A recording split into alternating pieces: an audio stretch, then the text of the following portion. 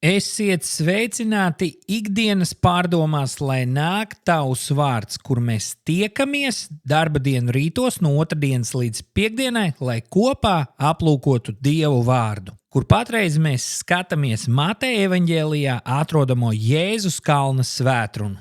Vakar mēs domājam par to, kā mēs varam būt zemes sāls. Šodien Mateja evaņģēlijas 5. nodaļa 14. un 15. pāns. Kur Jēzus saka, jūs esat pasaules gaišums, pilsēta, kas stāv kalnā, nevar būt apslēpta. Sveci iededzis, neviens to neliek zem pūra, bet lukturī. Tad tā spīd visiem, kas ir namā. Šeit Jēzus runā par gaismu. Viņš saka, jūs esat pasaules gaišums. Un atkal viņš nesaka, būtu labi, ja jūs būtu par gaismu, bet gan jūs esat. Un atkal šis ir identitātes paziņojums, nevis vēlējums. Un šeit ļoti svarīgi ir saprast to, ka mēs paši no sevis neesam gaismas avoti, bet mēs esam tie, kas atstaro to gaismu, kas nāk no mūsu kunga un glābēja Jēzus Kristus. Jāņa evaņģēlija 8. nodaļas 12. pāntā Jēzus saka, es esmu pasaules gaišums.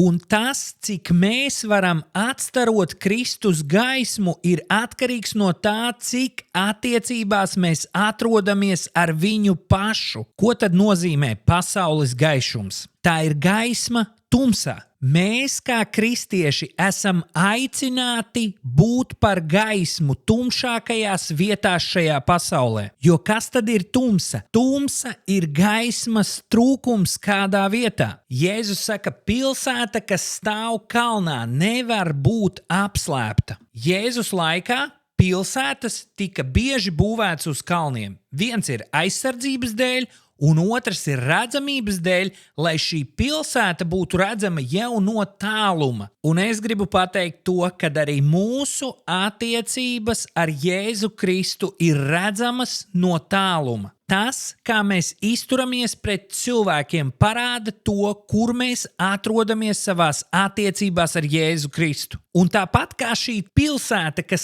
stāv kalnā, ir redzama, tāpatās es gribu teikt, ka tava dzīve ir redzama citiem. Cilvēki tevi vēro, un cilvēki skatās uz mani un tevi. Un šeit parādās tas lielais jautājums, vai es pietiekami atstaroju gaismu, kas nāk no Jēzus. Un šo jautājumu mēs varam uzdot katrs sev personīgi, un tāpatās arī kā draudze un kopiena. Vai mēs esam pilsēta kalnā, kas spīd un nes gaismu citiem? Jēzus saka, tā nevar būt apslēpta, jo gaismai ir jākļūst redzamai. Ja tā nav redzama, tad ir ļoti liels jautājums, vai tā vispār deg. Tas nozīmē, ka mūsu ticībai ir jāparādās mūsu dzīvē. Nav tāds jēdziens kā slepena kristietība, jo tā gaisma, kas ir tevī, viņa laužās ārā un ir par gaismu tumšākajās vietās. Kristus mācekļiem ir jābūt redzamiem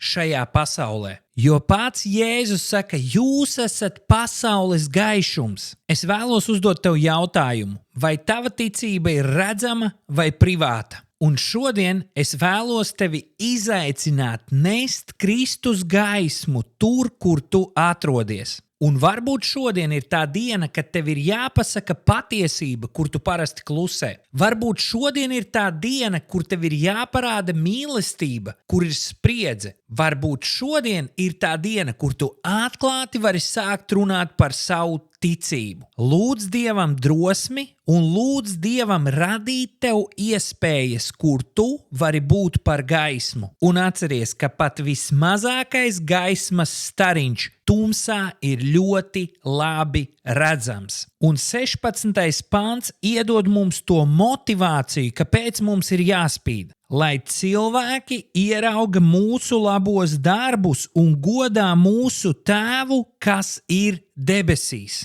Un rīt no rīta, ikdienas pārdomās, mēs kopā padomāsim par to, kā mēs varam darīt šos labos darbus praktiski. Bet negaidi rītdienu, sāc būt par gaismu jau šodien. Es ticu, ka tev izdosies. Lai Dievs tevi svētī.